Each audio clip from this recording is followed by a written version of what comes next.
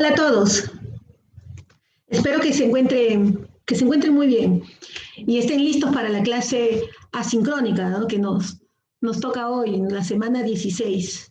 Bueno, mi nombre es Ana Carti, soy la maestra de literatura.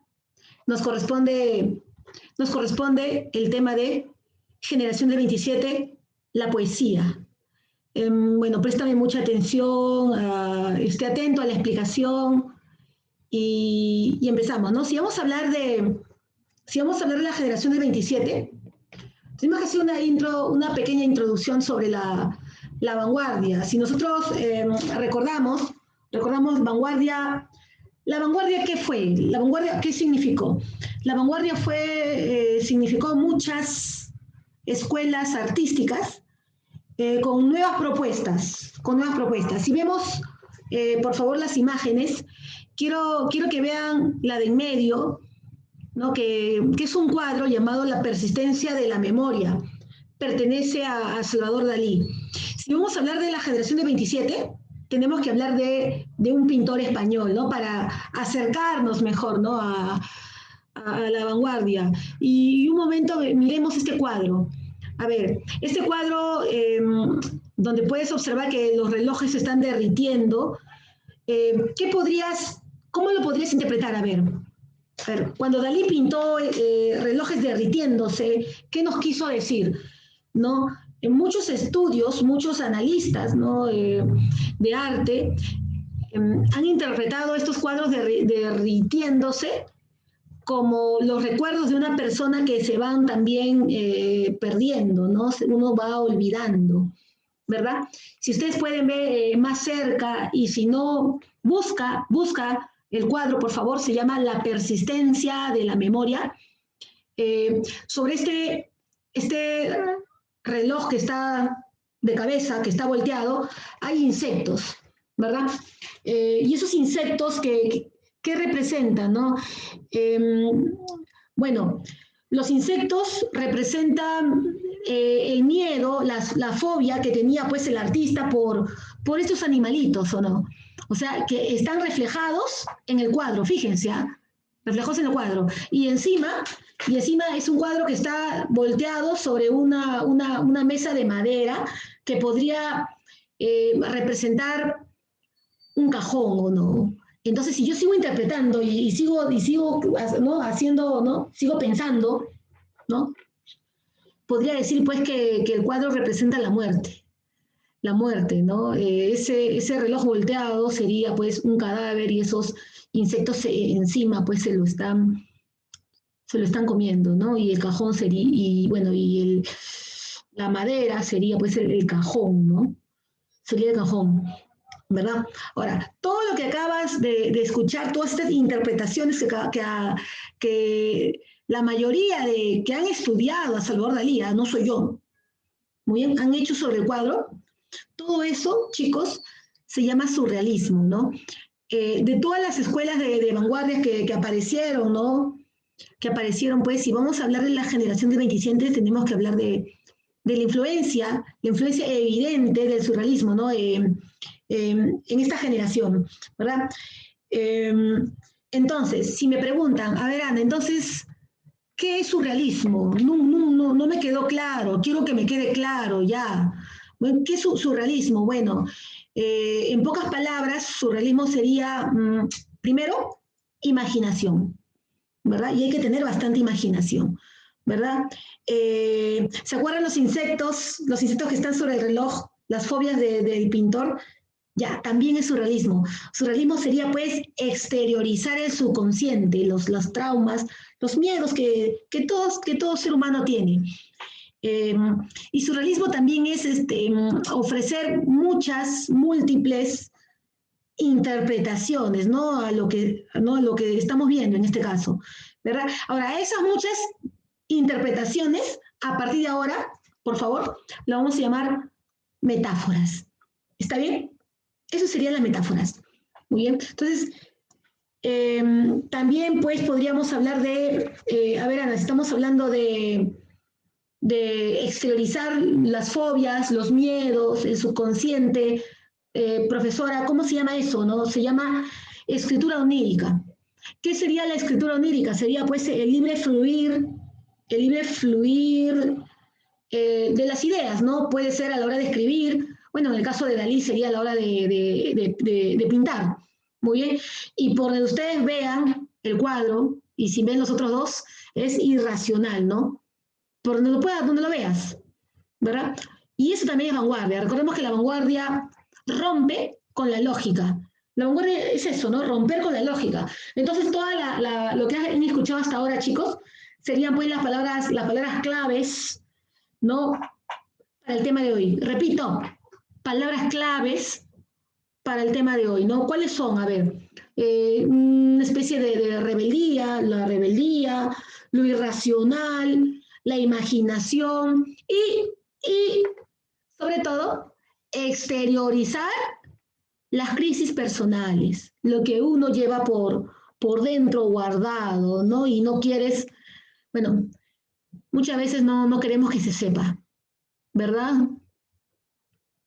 Muy bien, con esta pequeña intro podemos empezar la clase de hoy. Nuestros objetivos son, primero, definir a la generación de 27, ¿no? A partir de las características que presenta esta generación. Y si me acuerdo bien, es la primera clase donde vamos a hablar, ¿no? Sobre una generación, ¿no? Más adelante te van a hablar de otras. ¿Estamos? Nuestro objetivo también va a ser conocer la poesía o lírica que ha desarrollado, ¿no? La generación de 27, ¿no? Sobre todo de un escritor. No podemos hablar de todos, ¿verdad?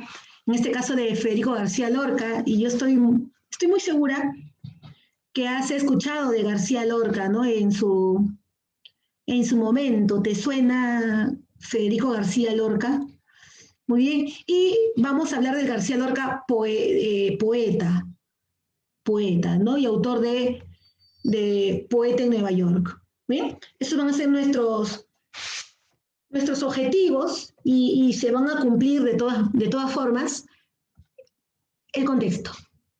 A ver, miremos las imágenes, ¿no? Europa. ¿Qué está viviendo Europa? Miren, chicos. ¿Qué está viviendo Europa en el siglo XX, ¿no? A ver, vamos a ver si lo que has pensado sale, ¿no? Sale en la diapo, a ver. Exacto. Europa está viviendo las guerras mundiales. Está viviendo las guerras mundiales. A nivel mundial, la caída de la bolsa de valores, el crack, ¿no? La crisis económica, muy bien, o depresión de 1929, ¿no? Muy bien. Ahora, a nivel ya no mundial, sino más local o más nacional, ¿no? España está viviendo, pues, la dictadura de Primo de Rivera. Si hablamos de la generación del 27, fíjense, por favor, fíjense la diapo. Muy bien. Esta generación aparece dentro de una dictadura, ¿no? Ustedes se imaginan lo que es ser artista, ser escritor, ser pintor, ¿no? Ser escultor, ser músico, depende si te gusta la música, dentro de un contexto dictatorial. ¿Ustedes se imaginan? ¿Se imaginan qué es eso? Muy bien. Y finalmente pues, la generación está conmemorando los 300 años de muerto que lleva pues un escritor español, ¿no? Llamado Luis de Góngora, ¿no? Un poeta barroco de la edad de oro española. Muy bien. Entonces, si volvemos al contexto, ¿el contexto cuál sería? A nivel mundial, las guerras, ¿no? El crack, muy bien, y a nivel pues español, la guerra civil, la dictadura, muy bien, por 7 años, ¿no? Y si la dictadura en España termina, es porque el dictador muere en realidad, ¿no? Imagínense. Y bueno, y un homenaje a un escritor que ellos valoran demasiado, ¿no? Que es Luis de Góngora. Ese sería el contexto. Bien, y ahora sí empezamos con la generación de 27. A ver, muy bien. A ver. Ellos, a ver, fueron, lo primero que me van a preguntar ustedes es, Ana, ¿cuántos integraron esta generación? Verdaderamente no lo sé. No lo sé, pero sí sé que los poetas que integraron la generación fueron 10, ¿no? Pero presentó más integrantes. Eh, y, como son una generación, ¿verdad? Entonces han tenido que nacer en fechas cercanas, y entre ellos tenía que haber una amistad, ¿no? Pero una amistad de la buena, ¿eh? No es amistad donde uno, pues, se cubre, ¿no? Las cosas malas que está haciendo el amigo, ¿no? Muy bien. ¿Eso es amistad realmente? ¿Eso es amistad realmente? No, no lo creo, ¿no? Piénsenlo. Bueno, podrías llamar a amiga, podrías llamar amigo a esa persona que no dice las cosas que haces, las cosas malas que haces, o que no te llama la atención, o no critica cuando estás en falta o estás haciendo algo mal. O sea, ese es un amigo realmente. Muy bien. Entonces, hablemos pues de una amistad que suma, ¿no? Una amistad que suma, sus amigos, y esos eran, ¿no? Ustedes como que son llamados, por ejemplo, ahora la generación del bicentenario, ¿no? Porque tienen objetivos en común y supongo que uno de ellos es que nuestro país salga pues de la corrupción en la que está, o la crisis económica, o las desigualdades, ¿no? Sociales, ¿no? Que tiene, ¿no? El Perú. Eso los hace ustedes una generación. Igual ellos, ¿no? Ellos, como dije, pues los poetas fueron 10, pero la generación tuvo más integrantes, nacieron en fechas cercanas y entre ellos había una verdadera amistad. Muy bien. Ahora,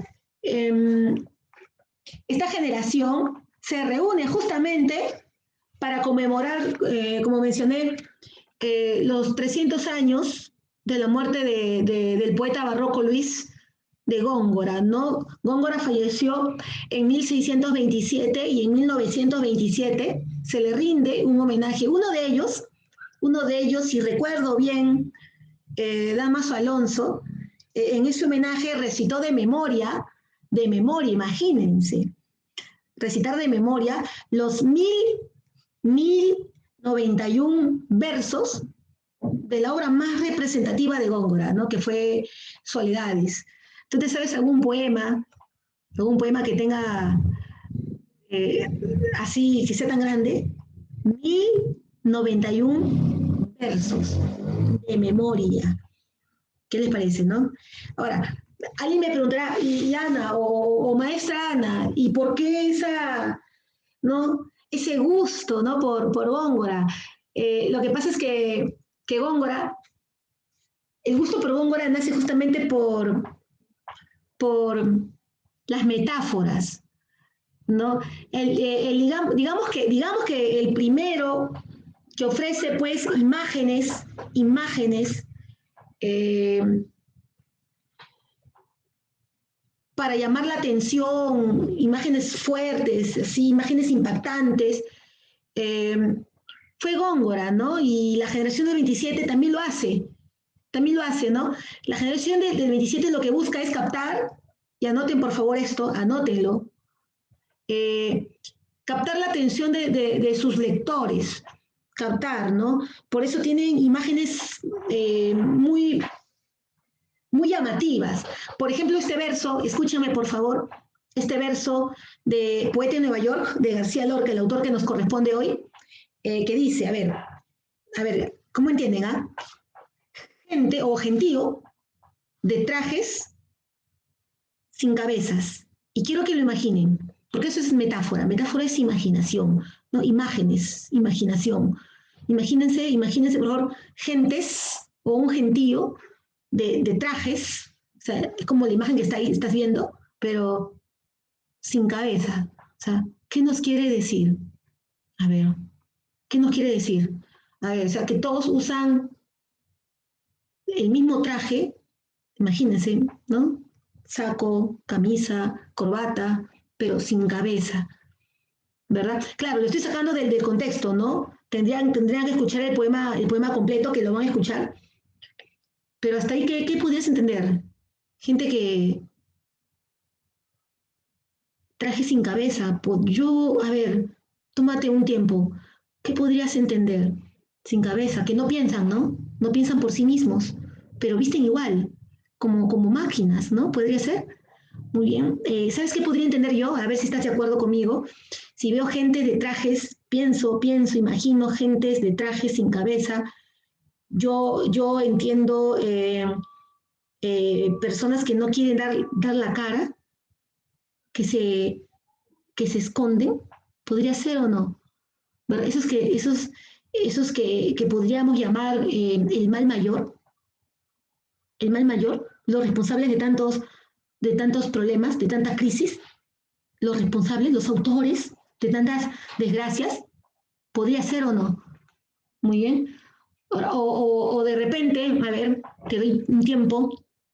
¿Qué entiendes tú? Bueno, yo no, García Lorca dice un gentío de trajes sin cabezas, ¿verdad? Como mencioné, eso es la metáfora. Las metáforas implica pues la imaginación, son imágenes con muchas interpretaciones, ¿no? Muchas interpretaciones. Muy bien.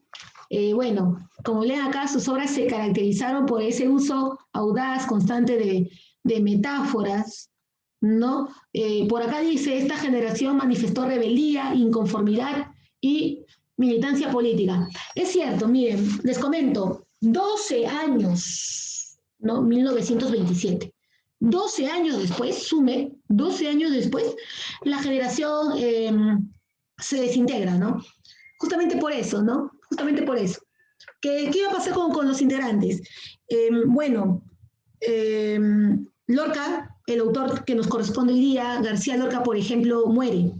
Lorca va a morir y otros integrantes, debido a esa militancia política, no contra la dictadura, van a sufrir exilio y van a terminar refugiados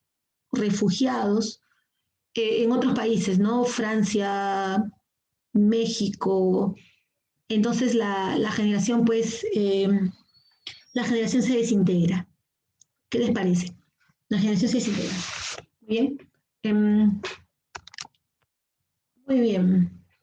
Reciben otros nombres, dice por acá, ¿no? De repente revisas libros, materiales o PDFs y me dices, Ana, pero yo he encontrado la generación de la dictadura, ¿no? Yo he encontrado la generación del 25, Ana, yo he encontrado los nietos, ya, se refieren a ellos, ¿no? Estos nombres se refieren a ellos, a la generación del 27. Muy bien.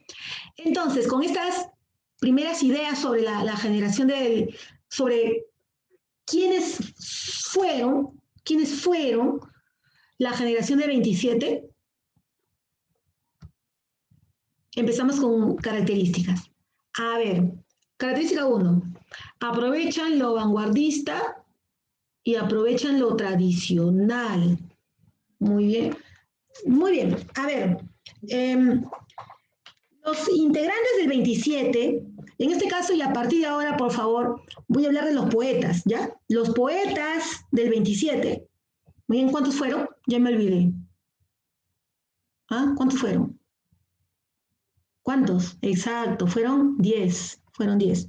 Muy bien, muy bien. Es que yo me olvido, pues no, ya, la edad. Ya, los poetas de esta generación, muy bien, asimilan, por favor escuche, asimilan lo moderno, asimilan lo vanguardista, porque ellos tienen una mente cosmopolita, o sea, ellos viven en el siglo XX, ellos no viven en el siglo XIV, ellos no viven en la época medieval, ¿no? No, correcto. Entonces ellos tienen una mente cosmopolita.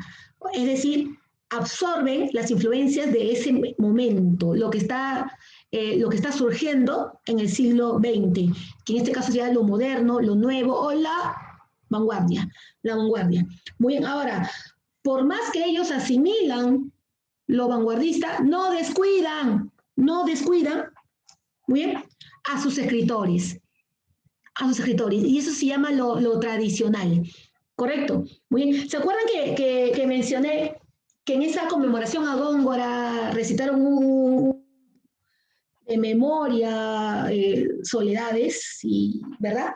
Ya, ojito, Góngora no fue no fue el único homenajeado ese día. Digamos que Góngora o Luis de Góngora fue el plato de fondo, así como un menú, ¿verdad? Cuando tú pides un menú, hay un plato de fondo, pero también hay entrada, ayúdame, cuando comes menú, hay, hay postre, ¿no? Hay postre, fruta, ¿no? Ya ustedes van a ir a San Marcos te ofrece, pues, ¿no? El menú universitario, ya en ese momento van a saber, ¿verdad? Muy bueno, ¿no? Bueno, ya. Igualmente, ¿no? En este homenaje a Góngora fue el plato de fondo, ¿no? Pero también revaloraron a otros escritores suyos, ¿no? Nacionales, españoles, entre ellos Garcilaso, ¿se acuerdan? Églogas, entre ellos Becker, ¿se acuerdan? Las rimas, ¿verdad? Entre ellos, aunque no lo hemos visto, sí, que es escuchado, Lope de Vega, Fuente Ovejuna, el autor de Fuente Ovejuna, ya, también, ¿no? También fue conmemorado, ¿no? En esa fecha. Y también, pues, la generación del 98. Ustedes escucharon a Miguel Unamuno, Antonio Machado, ¿no? Que fue una generación también muy conocida y muy estudiada antes de la generación del 27. Está la generación del 98. Por eso los llaman nietos del 98, ¿no? Porque ellos recogen, ellos asimilan o no, también a los escritores del 98, ¿no? Y a otros escritores españoles. ¿Qué les parece? O sea, qué bueno, no sé si está de acuerdo conmigo, ¿ah? Qué bueno ser un escritor de mente cosmopolita, que asimilo la vanguardia, pero no descuido lo mío, ¿no? ¿Verdad? No descuido lo mío. Algo así como que tú tengas gustos europeos, ¿verdad? Gustos europeos, pero sin dejar de ser peruano, ¿cierto o no? Sin dejar de ser peruano, ¿verdad? Sin descuidar lo que te hace peruano, ¿verdad? Igual fueron ellos, ¿o no? Ellos. Y esa es la primera característica, ¿no? Lo que vamos a llamar lo nuevo, lo moderno, lo vanguardista y lo tradicional. Lo tradicional. Muy bien. Eso es lo primero. Uno. Vamos una, son 4. Así que apunten, por favor. Una característica. Muy bien. Característica número 2. A ver. Los poetas del 27, muy bien, así como asimilan la vanguardia sin descuidar su tradición, ¿no? A sus escritores, ellos también pues tienen ese gusto por lo culto y lo popular. Bien, entonces, ¿a qué me refiero? Miren las imágenes, por favor. ¿A qué me refiero? Me refiero a que si ellos como poetas emplean estrofas cultas, no sé si han escuchado el soneto. El soneto es un poema culto que tiene 14 versos, 2 tercetos y 2 cuartetos, ¿no? O sea, imagínate si yo le digo a uno de ustedes, a ver, eh, componga un poema, ¿no? Componga un poema que tenga 14 versos, muy bien, 4 estrofas, 2 estrofas de 3 versos y 2 estrofas de 4 versos. La pregunta es, ¿es chamba o no? ¿Es chamba? ¿Es trabajo o no? ¿Es eso no más trabajado? ¿Verdad? Y eso que solamente le he dicho, la cantidad de versos que lleva un soneto, ¿ah? Pero el soneto tiene otros requisitos, ¿no? Hay que cumplir la posición de los acentos, uy, olvídese. Entonces, cuando demanda trabajo, cumplir pues ciertas reglas métricas, eso se llama poesía Eso se llama poesía culta. Muy bien. Y un ejemplo, el ejemplo principal son los sonetos. Recordemos, por favor, que los sonetos, si bien son italianos, de origen italiano, ¿verdad? Son conocidos a nivel mundial a través de los españoles. Si ustedes me dicen, por ejemplo, Ana, Abraham Bailomar hizo sonetos, tal poeta peruano hizo sonetos, pues por la influencia española. De todas maneras, no. Son los que universalizaron o dieron a conocer a nivel mundial los sonetos, fueron los españoles, ¿no? Y es poesía culta. Muy bien. Y pregunto, a ver, de vuelta, a ver si me están atentos, ¿no? Al video. ¿Por qué se llama poesía culta? ¿Por qué? Exacto, ¿no? Porque tiene reglas, ¿verdad? Reglas. O sea, implica un trabajo, ¿no? Un trabajo, un respeto a la cantidad de versos, a la medida, a la posición de los acentos, ¿verdad? Es muy trabajado. Ya, eso se llama poesía culta. Y la generación de 27 tienen poemas, pues, cultos, tienen sonetos, pero también tienen poemas populares. Muy bien. Entonces, a ver, si lo culto significa un trabajo, respeto a ciertas reglas, digamos que los poemas populares son más libres, los poemas populares son más libres, ¿verdad? Si hablamos de poemas populares, por ejemplo, tenemos las canciones, tenemos los villancicos y principalmente tenemos los romances. Tenemos los romances. Los romances se caracterizan, son poemas populares, se caracterizan por tener versos de arte menor. De arte menor significa de 8 sílabas para atrás, ¿no? De 8 sílabas para abajo. Muy bien. Por ejemplo, este poema o este romance dentro del libro Romancero Gitano, del autor que vamos a ver hoy, ¿no? Federico García Lorca. Muy bien. Si nosotros contamos, por ejemplo, a ver, contamos esto, fue la noche de Santiago, ¿ves? Tiene 8 sílabas. ¿Ves? Son versos de arte menor. Todos, bueno, excepto el primero, si lo cuentas, tiene 9, se le pasó. tienen tienen 8 sílabas, ¿no? Son versos de arte menor, ¿verdad? No sé si han escuchado este romance. Los romances se supone que son historias populares que, que se difunden, que eran conocidas en toda España y me atrevo a decir que son historias conocidas en toda Europa y bueno, pues en todo el mundo, ¿no? Como esta de aquí, llamada La casada infiel, ¿verdad? Si lo leemos un ratito, por favor, dice, y que yo me la llevé al río, creyendo que era mozuela, pero tenía marido. Imagínense, ¿eh? La casada infiel. O sea, yo me la llevé al río creyendo que era mozuela, o sea, soltera, o también puede ser pura, eh, eh, virgen, ¿sí? ¿Se me entiende? Pero tenía marido. Bien, fue la noche de Santiago. Estamos hablando pues de una fiesta que en España es tradición, ¿eh? Es tradición. Y casi por compromiso se apagaron los faroles y se encendieron los grillos. Uf, se pone fuerte. En las últimas esquinas toqué sus pechos dormidos. Los tocó y se me abrieron de pronto como, como ramos de jacintos. Ahí no termina, ¿no? A ver, voy a leer la parte final. Escuchen. Dice, yo me quité la corbata. Ella se quitó el vestido. Yo el cinturón con revólver. Fíjense, o sea, anda armado, ¿no? Ella sus 4 corpiños, como es, que están para ajustarse bien, ¿no? La cintura, ¿no? Que todo se vea bien formada, ¿no? La silueta, ¿bien? Bueno, aquella noche corrí, escuchen el poema, escuchen el romance, aquella noche corrí, ¿no? El yo poético es un yo masculino, ¿no? Dice, aquella noche corrí el mejor de los caminos, montado en potra de nácar, sin bridas, correas y sin estribos. No quiero decir por hombre, mire, después de todo lo que he dicho, ¿eh?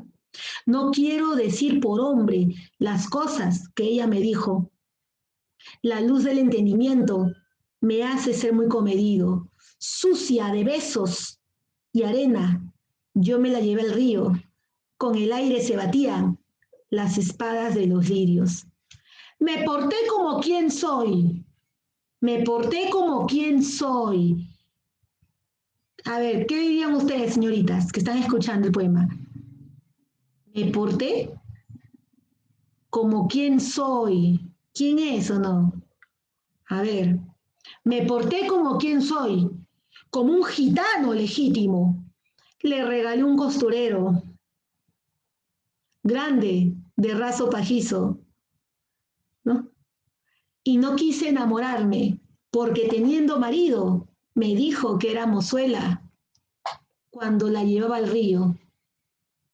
Cuando la llevaba al río. ¿Qué les parece? Muy bien. Bueno, es un romance del romancero gitano. Ahí vemos, pues, el tema sería la virilidad del gitano, ¿no?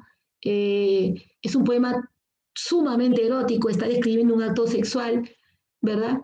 Ella en el camino al río le dijo, ¿no? Por si acaso tengo marido, pero igual, pues, ¿no?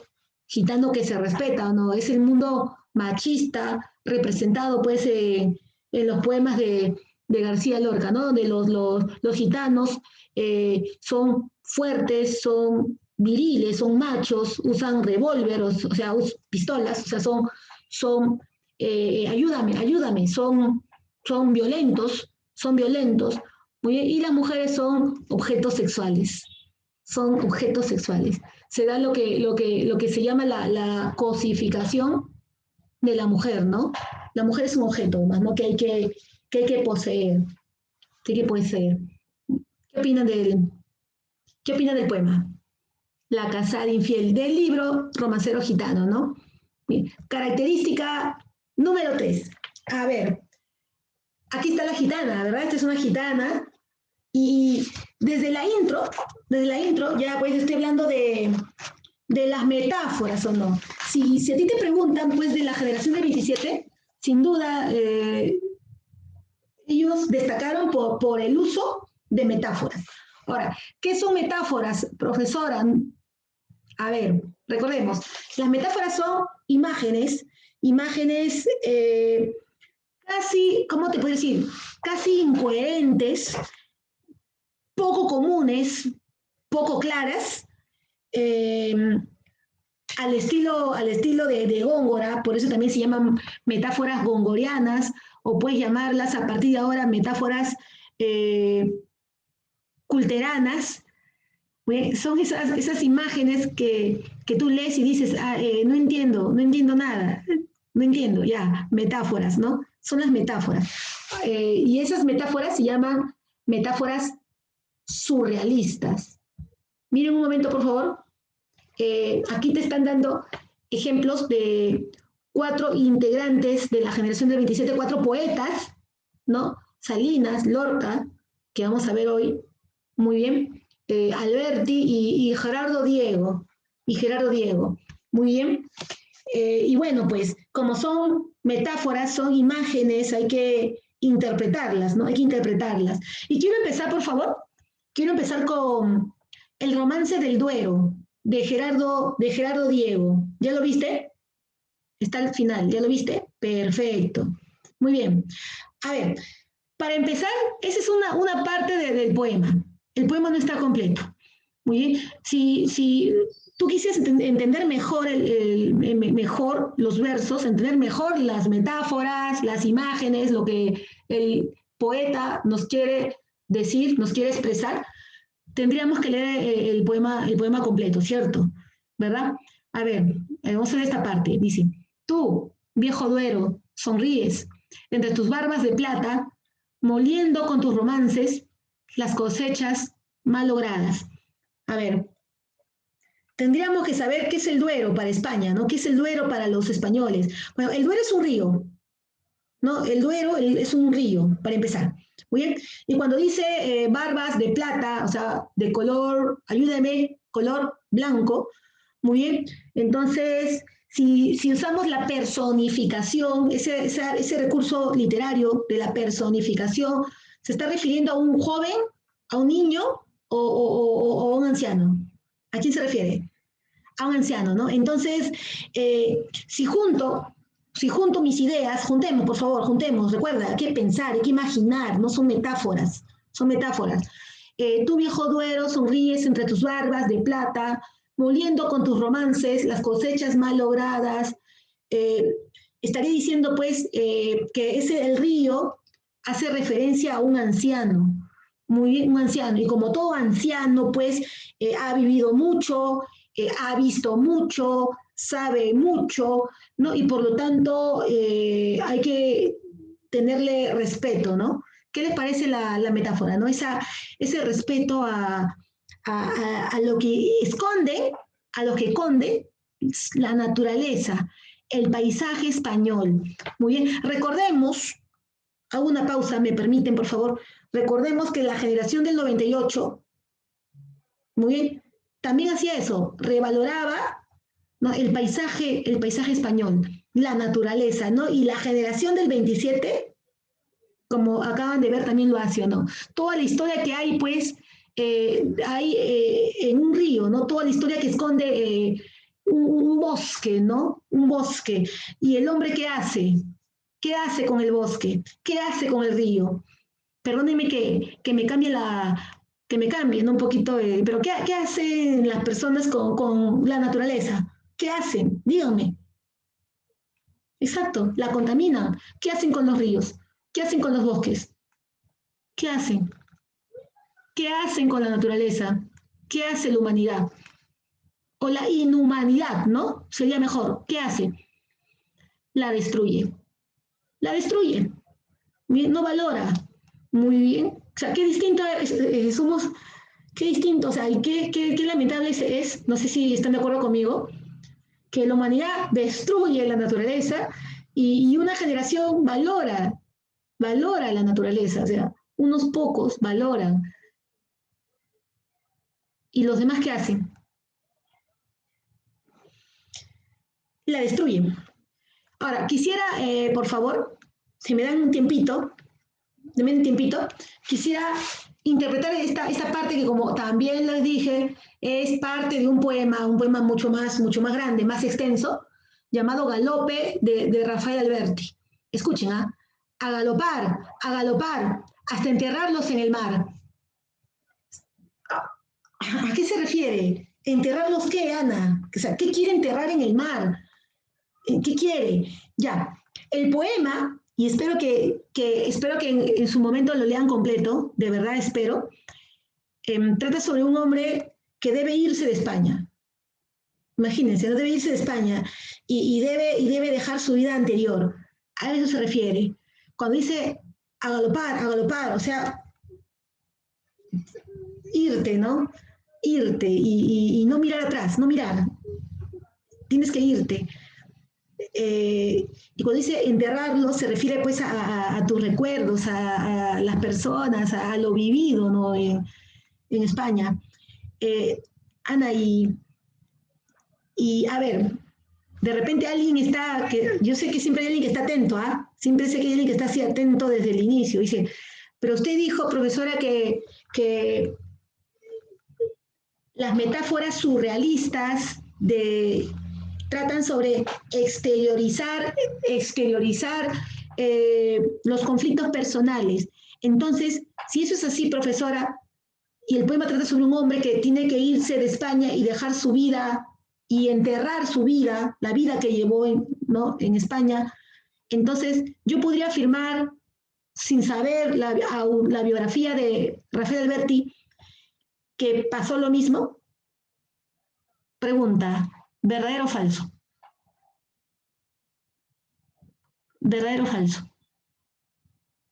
Recontra verdadero. Exacto, ¿no? Exacto. Así como el personaje de ese poema, que tiene que irse de España y tiene que dejar su vida anterior, Rafael Alberti también pasó lo mismo, porque eso es surrealismo. Repito, ¿qué es surrealismo? Exteriorizar los asuntos personales, ¿no? Nuestros problemas existenciales, personales. Rafael Alberti tuvo que irse de España por la guerra civil, ¿no? Y ese poema, pues, lo representa. Muy bien, y eso es surrealismo, exacto. ¿Cómo te leo la mente? Y ese es surrealismo. Muy bien, ¿hasta ahí se entiende? ¿Se entiende? Ya, tienes que ver el video cuantas veces sean necesarias, cuantas veces sean necesarias. ¿Sí? Sí se entiende, vamos con fe. ¿Cuántas características dije que tenía esta generación, que debíamos aprender juntos? 4, ¿no? Y nos falta una entonces. ¿Nada más? Ya está. Nos falta una. A ver, ¿qué sigue? La generación del 27 presentó un estilo variado. Exacto, exacto. A ver, vamos de vuelta.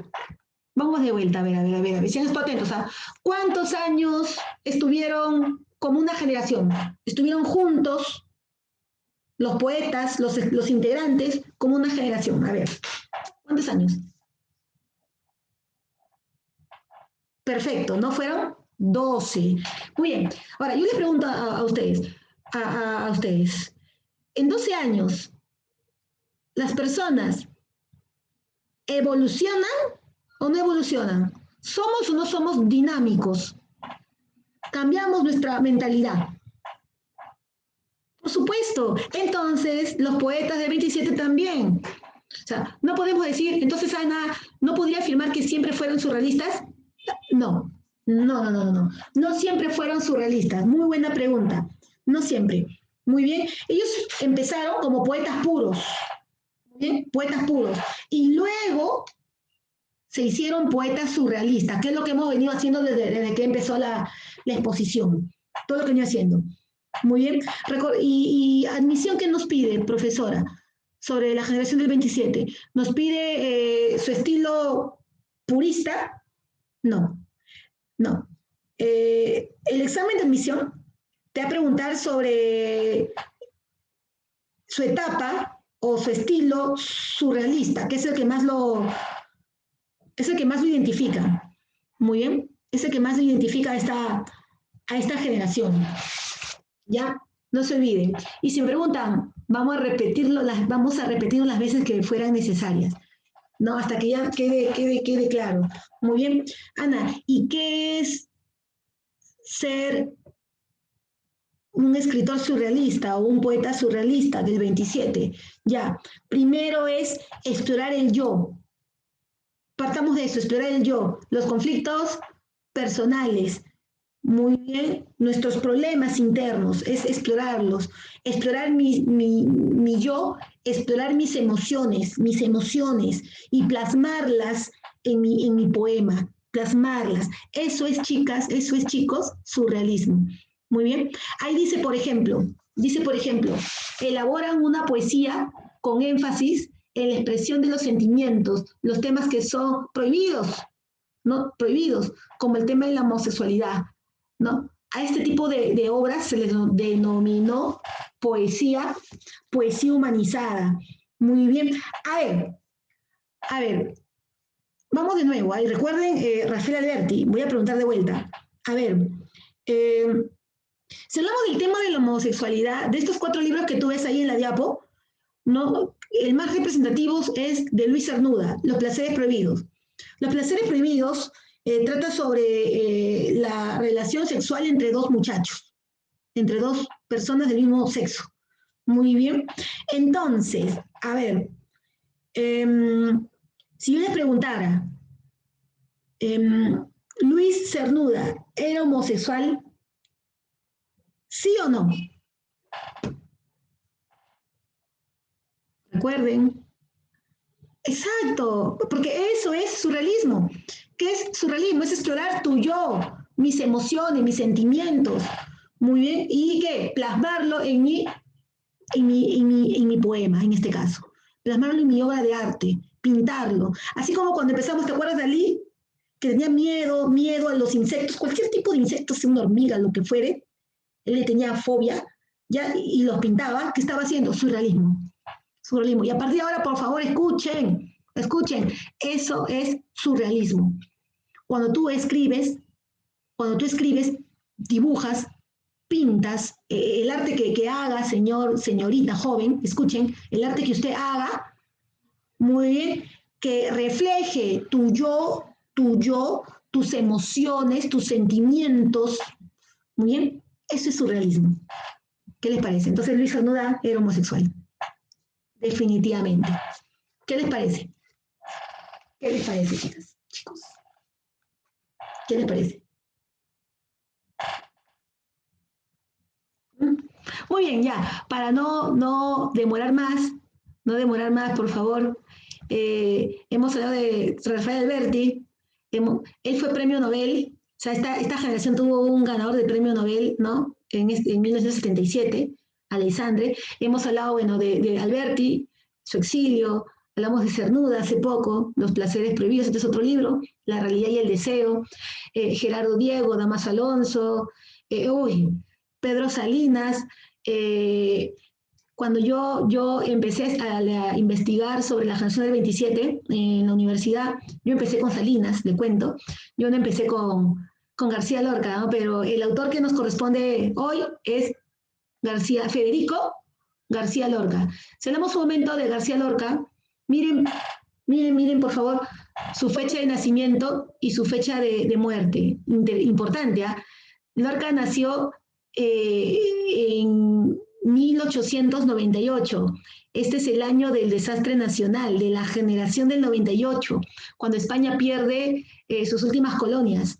Muy bien, y este de aquí es el inicio de la Guerra Civil Española, ¿se acuerdan? Que acaba en 1939. O sea, ¿qué significa?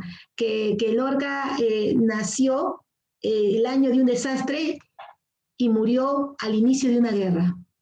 ¿Qué les parece? O sea, tuvo una vida, no sé si está bien empleada la palabra, una vida de principio a fin trágica o no. Muy bien, trágica, ¿no? Bueno, Lorca es poeta, es dramaturgo. Hoy día vamos a hablar del García Lorca poeta, ¿bien? García Lorca poeta, pero como integrante del 27, y ya se mencionó, era la característica número 1. A ver, les doy tiempo para que recuerden. ¿Cuál era la número 1?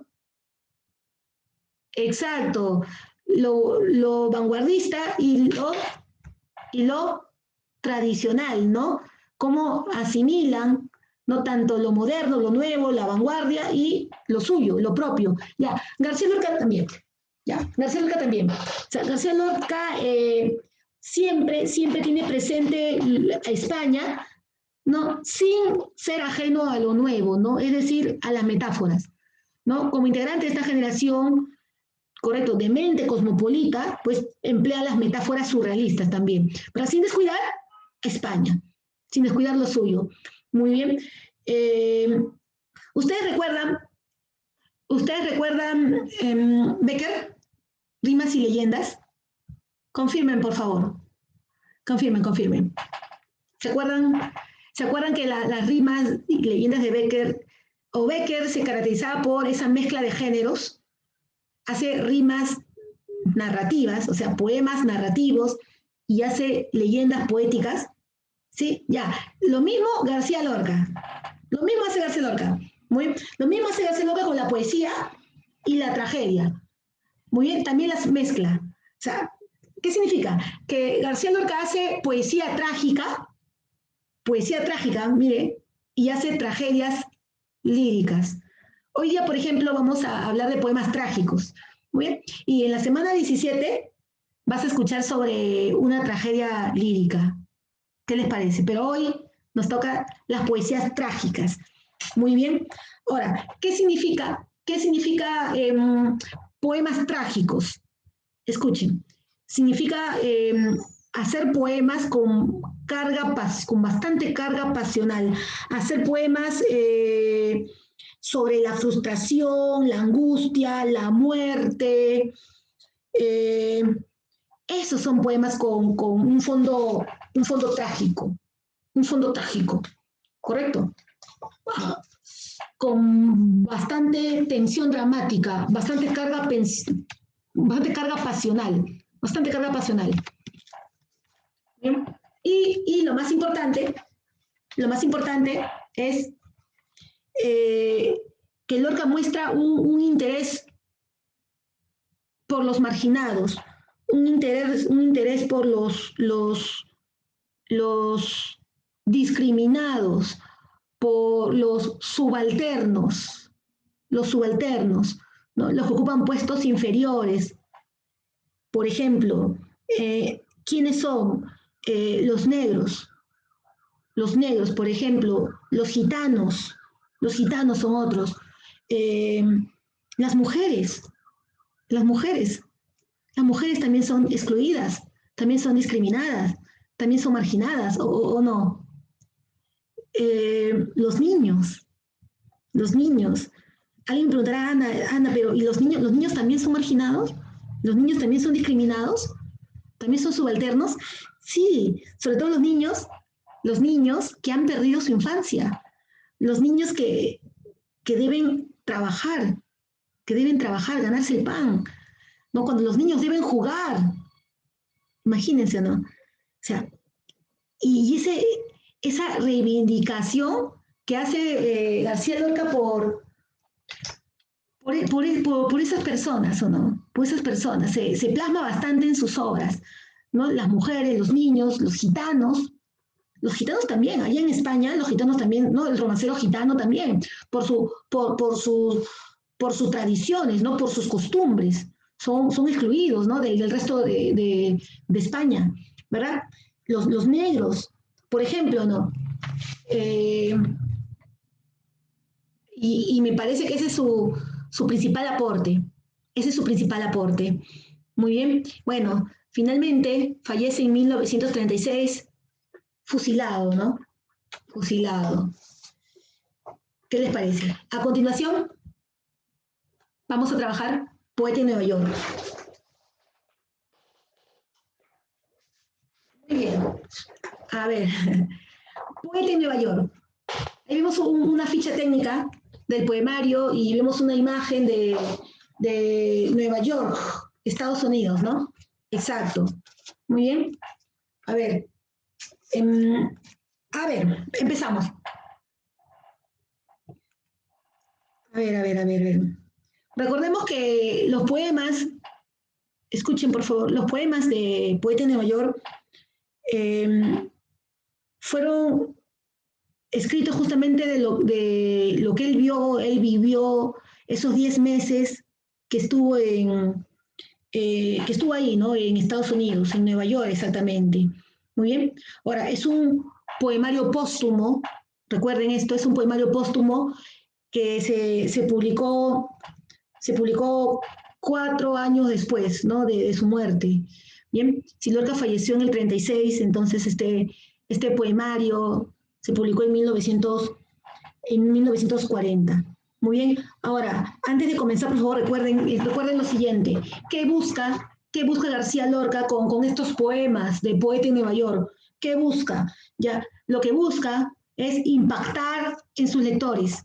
Eso es lo que busca Lorca, impactar en sus lectores, que los lectores, cuando lean estos poemas, sientan, o sea, más que entender, por favor, es sentir los poemas, ¿verdad? Como son poemas surrealistas, entonces son poemas de difícil interpretación. Si vamos a estar, y desde ya lo digo, si vamos a estar, por ejemplo, queriendo entender palabra por palabra, verso por verso, muy bien, vamos a preocuparnos más por entender que por sentir. Y lo que Lorca busca, como toda la generación del 27, es impactar en la subjetividad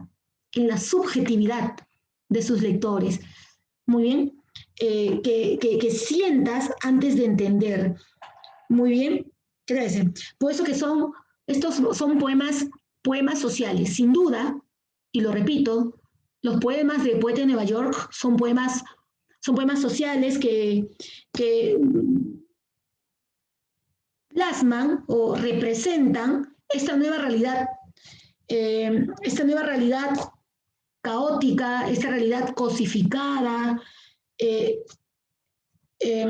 empecemos pues con un tema eje, ¿no? Que es cómo la modernidad, la modernidad destruye la naturaleza, cómo la modernidad destruye la naturaleza. ¿Bien? A ver, miren, justamente, miren, ahí está, las características, todo esto lo vamos a ver.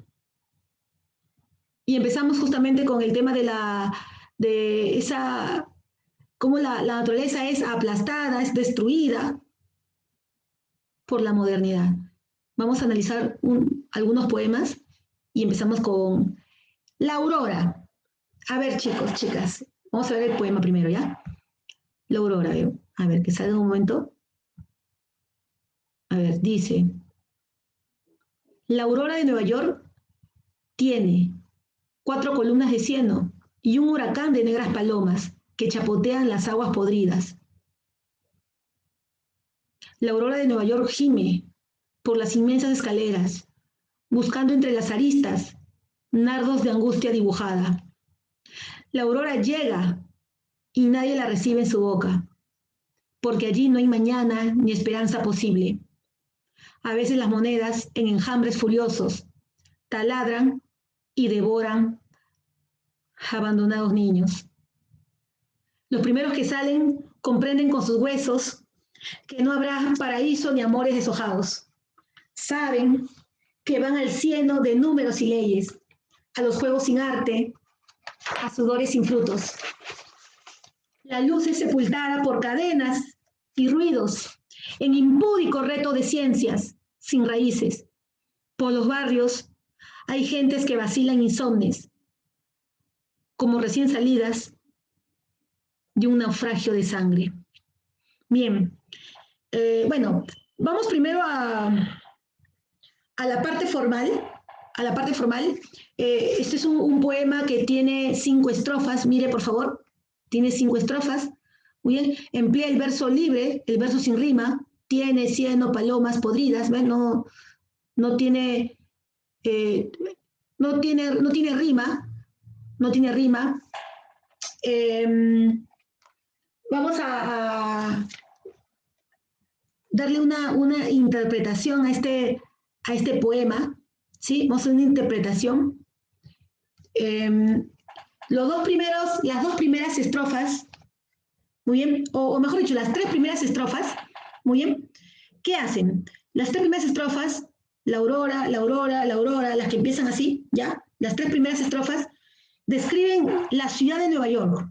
Está describiendo a la ciudad de Nueva York, una ciudad que está totalmente deshumanizada, ¿no? Una ciudad que está, como ven la imagen, colmadas de males como la oscuridad, la avaricia, el ruido. Miren, y las 2 últimas estrofas se refieren ya no tanto a la ciudad de Nueva York, sino a las personas que habitan allí. Muy bien. A ver, empezamos. Mire, dice, la aurora. En el título se aplica una metáfora. La aurora. O sea, ¿a qué se refiere con la aurora? La aurora es el día, el amanecer. El amanecer. Miren esta imagen. Y ya se supone que ya amaneció. No parece, ¿no? No parece. ¿Y por qué? A ver, dígame, ¿por qué? ¿Por qué? A ver, la aurora de Nueva York tiene 4 columnas de cieno. ¿A qué se refiere? Se refiere a los edificios, ¿o no? Que tapan o no, tapan la luz, cubren. Entonces, la aurora de Nueva York tiene 4 columnas de cieno. ¿Qué más tiene? ¿Qué más tiene? Cuando ves el cielo, ¿qué más tiene? ¿Qué más tiene el amanecer, la aurora? Un huracán de negras palomas que chapotean las aguas podridas. El cieno es lodo, el cieno es fango. O sea, ¿de qué está hablando? ¿De qué está hablando? Habla de la contaminación. Mire, negras palomas, aguas podridas. Se refiere a la contaminación de la naturaleza, la destrucción de la naturaleza. Imagínense, es eso, ¿no? Impactante. Levantar la vista y ver todo oscuro. Ver todo oscuro. ¿Por qué? Porque los edificios tapan el amanecer. tapan el amanecer. ¿Qué? Sus edificios. Y sigues viendo, ¿y qué ves? ¿Ves palomas negras? Palomas negras, la contaminación o no. Sí. Y las palomas son parte de la naturaleza. Y miren cómo están las aguas. Están podridas. Siguiente estrofa. La siguiente estrofa dice, la aurora de Nueva York gime por las inmensas escaleras, gime. Si vamos a el punto 4, se llama personificación. Gimir es llorar con, ¿cómo te digo? Gemir es llorar con lamento. Cuando estás que no puedes más, ya, la aurora de Nueva York gime. O sea, le está dando cualidades humanas a la naturaleza. Está sufriendo la angustia, el dolor. Muy bien, el dolor se puede ver o no, por las inmensas escaleras. Las inmensas escaleras, ¿a qué alude? ¿Qué alude? Unas escaleras que te llevan al piso 50, al piso 100. ¿A qué se refiere? A los ascensores. Las inmensas escaleras son los ascensores. Estamos hablando de la modernidad o no, la modernidad, ¿no? Buscando entre aristas nardos de angustia dibujada. ¿Qué son nardos? Los nardos son plantas. Muy bien, entonces, ¿qué encontramos? En eso último? Estamos buscando plantas en medio de espacios industrializados, espacios modernos. Bueno, no sé dónde ustedes vivan, pero yo vivo es así o no. Donde antes había, por ejemplo, áreas naturales, habían parques, fueron comprados y han puesto empresas inmobiliarias para levantar ¿qué? Condominios, para levantar ¿qué? Edificios, ¿correcto? Muy bien, industrializar o no la zona, poner centros comerciales o no. Y esos centros comerciales aplastan o no aplastan la naturaleza. ¿Destruyen o no destruyen? Entonces, ¿qué hace uno? Buscando entre las aristas, buscando ahí nardos de angustia, o sea, buscando plantas. Estamos buscando plantas. Entonces, hay una oposición evidente entre la urbe, la ciudad moderna, y lo natural. Lo natural. ¿Qué les parece? Y si seguimos leyendo, muy bien, escuchen la tercera estrofa. La aurora llega y nadie la recibe en su boca, porque allí no hay mañana ni esperanza posible. A veces las monedas en enjambres furiosos taladran y devoran abandonados niños. ¿A qué cree que se refiere? ¿Qué creen ustedes que se refiere? La aurora llega y nadie la recibe en su boca. ¿Qué entiende aquí? Porque allí no hay mañana ni esperanza posible. A veces las monedas en enjambres furiosos taladran y devoran a abandonados niños. Que el día empieza el amanecer y nadie goza la naturaleza. Solamente se levanta con el afán de ¿qué? De producir dinero. O sea, el hombre se ha hecho una máquina de ¿qué? De hacer dinero. A veces las monedas en enjambres furiosos taladran y devoran a abandonados niños. Muy bien, desde temprano ves niños en las calles, correcto, donde tú vives, hoy por hoy, ves o no niños que ya están en las calles, sales y ya están en las calles trabajando o no, correcto. O sea, el hombre en esta ciudad moderna, a ver si se me está entendiendo, el hombre en la ciudad moderna no disfruta la naturaleza ya, no disfruta la naturaleza. Nos hemos convertido en máquinas de hacer plata, ¿no? Ese es el chip moderno, ¿no? Que tiene el sujeto moderno, ¿no? Hacer plata, no plata, empresa, negocio, muy, y no goza el día, no disfruta. Es más, no agradeces el poder gozar de un día más. ¿Tú lo agradeces? ¿Agradeces gozar de un día más? ¿Agradecen gozar de un día más? Bueno, continúo.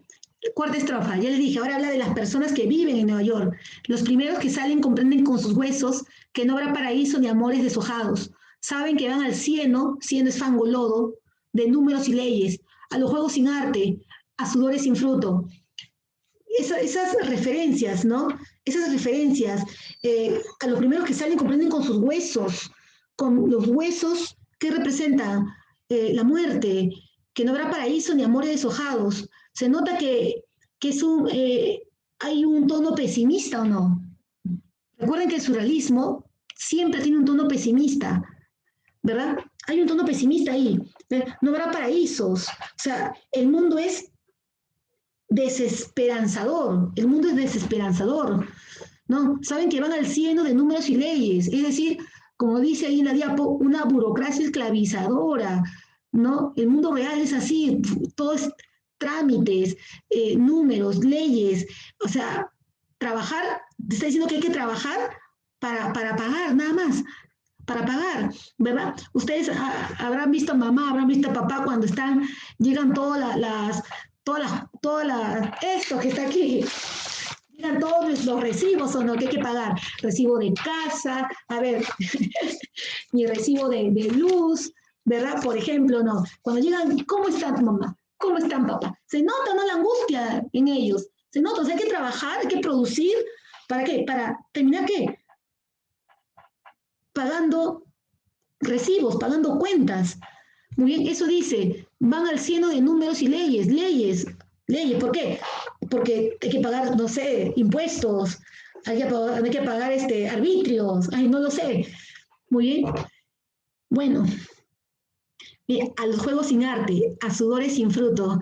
Y eso, esa metáfora, sudores sin fruto, se supone que eso es absurdo, sudores sin fruto, porque si uno suda, me permite un ratito ser un poco popular mi lenguaje, ¿sí? Porque si uno suda es porque se saca el ancho, ¿no? Y si yo me saco el ancho, como dice mamá, dice papá en casa, me saco el ancho trabajando, nos sacamos el ancho trabajando, eh, es porque es para un objetivo, ¿no?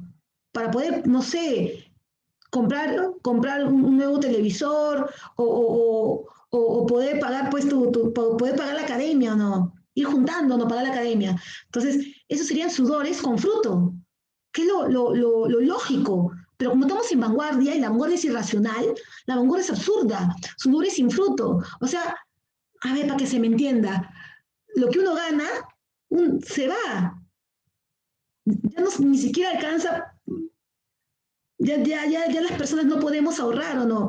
Lo que uno gana, sudores sin fruto, ya no hay televisor, ya no hay una maestría que hacer o pagar un curso o un taller, porque mis sudores, lo que yo me saco el ancho trabajando, pues no alcanza, ¿no? O sea, es absurdo, sudores sin frutos. Ahora, la pregunta es, hoy por hoy, ¿será igual, chicas? ¿Será igual, chicos? ¿Qué me dicen? Ahora que estamos en plena pandemia, ¿cuántos se han quedado sin trabajo? ¿O cuántos han visto reducido su sueldo? No, pero siguen trabajando igual. Les han reducido el sueldo, pero no les han reducido las horas de trabajo, ¿verdad? Siguen trabajando 10 horas, siguen trabajando 12 horas. Yo tengo mucha familia y muchas amistades, muy bien, que siguen trabajando 10 horas, 12 horas y les pagan la mitad, ¿verdad? Imagínense, a ver si se me está entendiendo, por favor, serían sudores con frutos, o sea, que puedan ahorrar para más adelante comprarse una casita o poner un negocio, una tiendita, algo, o llevar un curso de algo, o seguir estudiando. ¿Cuántos han dejado de estudiar o no por la pandemia? Porque los que están en universidades privadas, por ejemplo, no pueden pagar. Debe ser un familiar, alguien o no cercano que esté en esa situación, ¿verdad? Por ejemplo, ¿no? Eso es absurdo, ¿cierto? Eso es la modernidad, pues. Esa es la modernidad.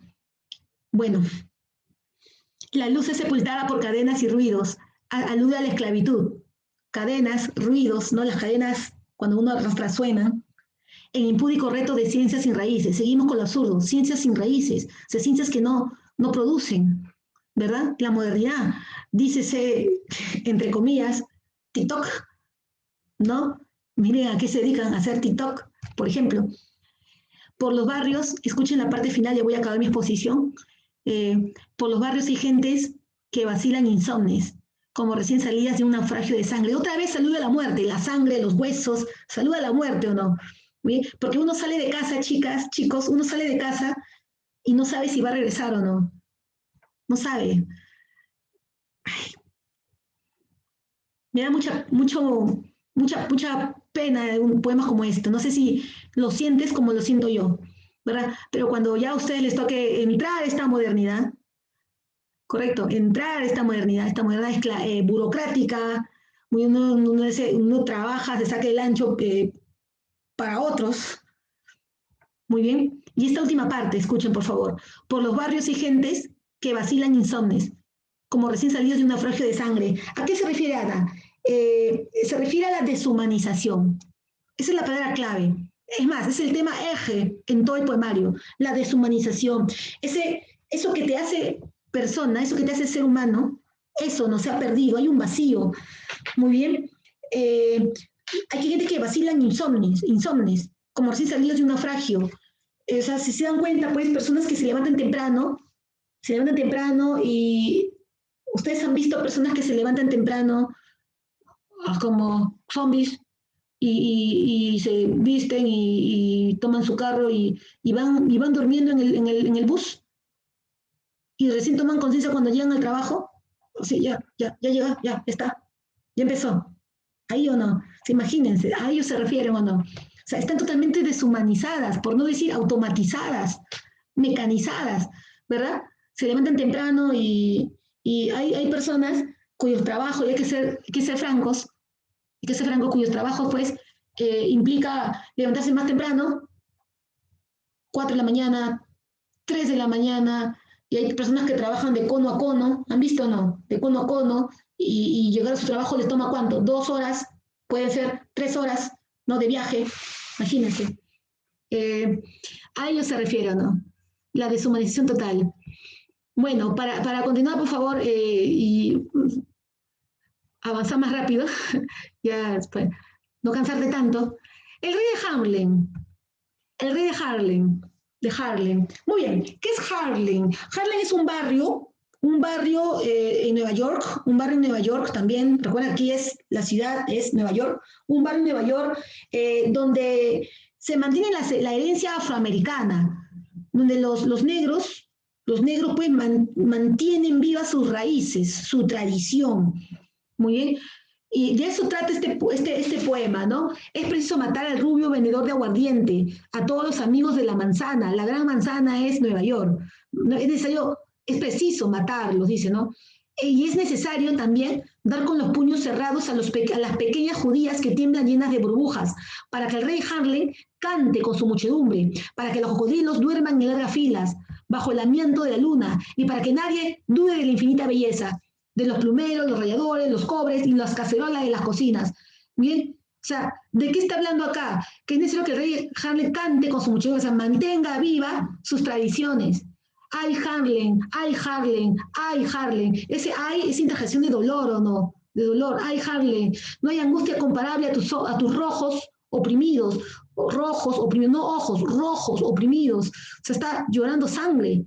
A tu sangre estremecida, dentro del eclipse oscuro, a tu violencia granate, sordomuda en la penumbra, a tu gran rey prisionero en un traje de conserje.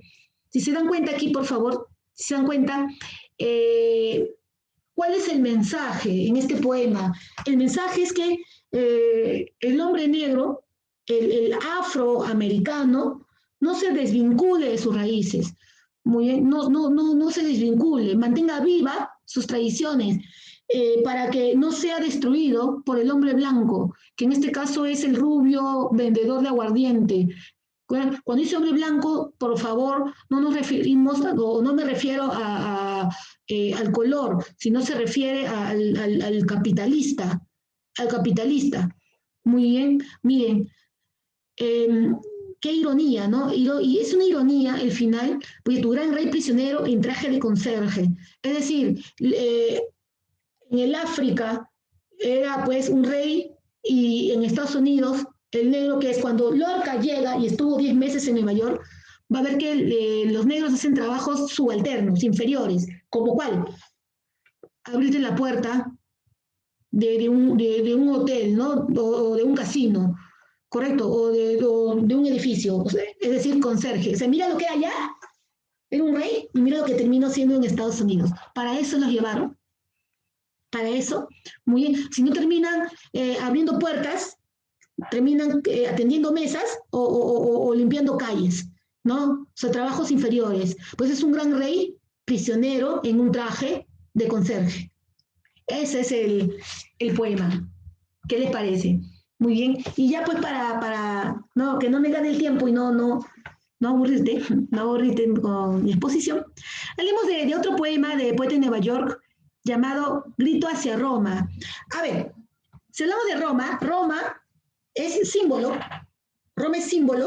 del capitalismo, es símbolo de la modernidad. Recordemos eso, ese es Roma. Muy bien. A ver, si vemos un ratito el poema, vemos un momento el poema. A ver, hasta acá.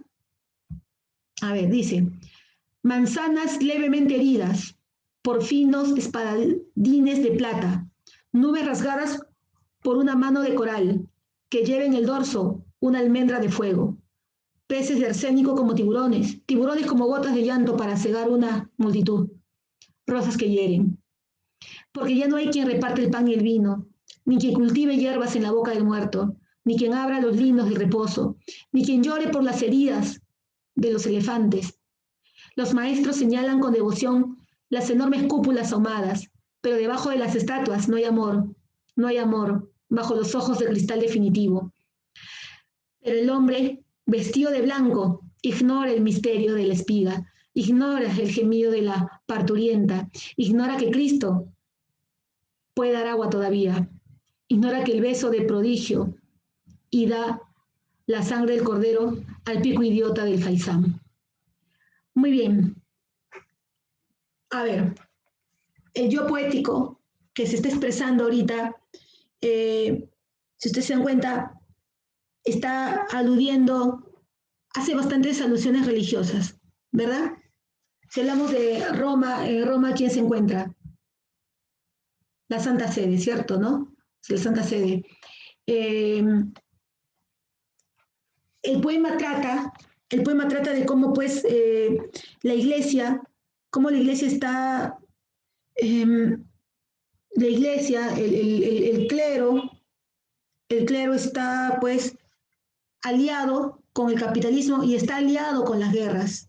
De eso trata. Muy bien.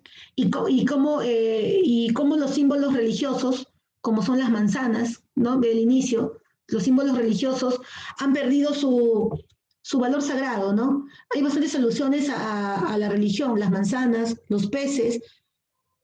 Muy bien. El poema no está completo, hay más alusiones religiosas. Esos símbolos.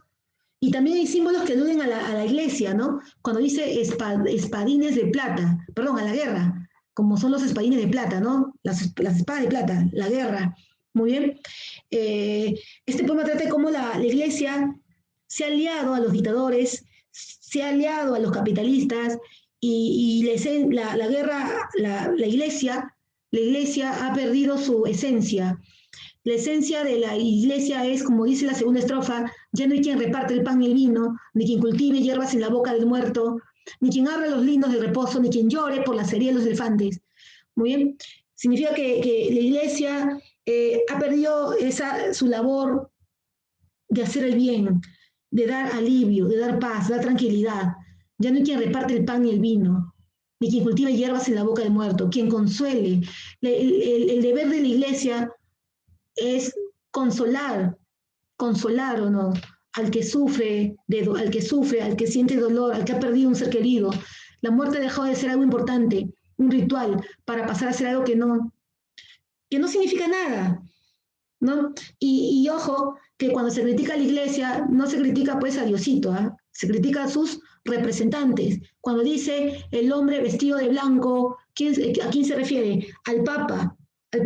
Y el blanco, para que vean que García Lorca hace mucho uso del cromatismo, los colores, el blanco representa la opulencia en sus símbolos, la riqueza, y justamente el hombre vestido de blanco es el Papa, ¿no? Dice, pero el Papa ignora el misterio de la espiga, ignora el gemido de la parturienta, ignora que Cristo puede dar, muy bien, o sea, ¿qué significa?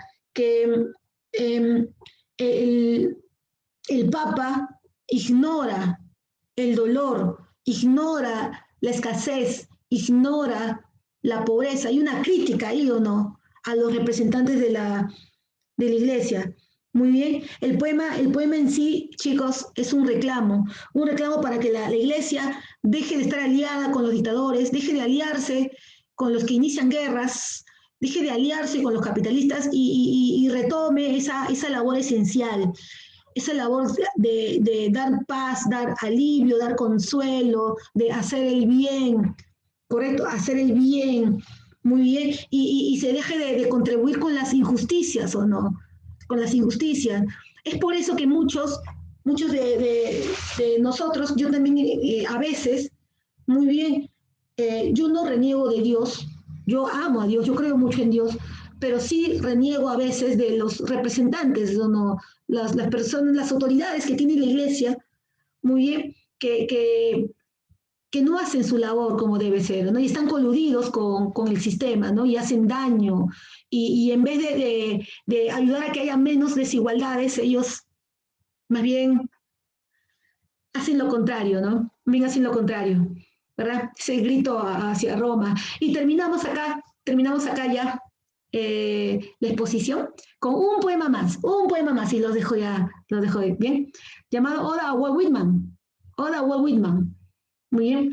A ver, Whitman es el poeta de la multitud, es el poeta del amor universal, de la democracia.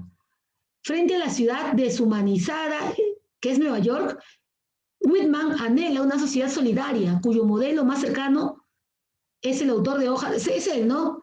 Walt Whitman es el autor de Hojas de Hierba, ¿no? Muy bien. Justamente eso, este poema, lo vamos a leer ahorita, representa eso que el 27 que quiere, ¿o no? Que es una sociedad más solidaria, menos egoísta, más humana, ¿no? Si la modernidad significa deshumanizarse, pues hay que humanizarnos, ¿o no? Hay que ser solidarios. Una oda es un elogio. En este caso, García Lorca elogia a Walt Whitman. ¿Por qué? Vamos a leer un poquito. Dice, por el East River y el Bronx ríos, los muchachos cantaban enseñando sus cinturas, con la rueda, el aceite, el cuero y el martillo. 90.000 mineros sacaban la plata de las rocas. 90.000 mineros sacaban la plata de las rocas. Y los niños dibujaban escaleras y perspectivas, pero ninguno se dormía, ninguno quería ser río, ninguno amaba las hojas grandes, ninguno el lengua azul de la playa. Muy bien.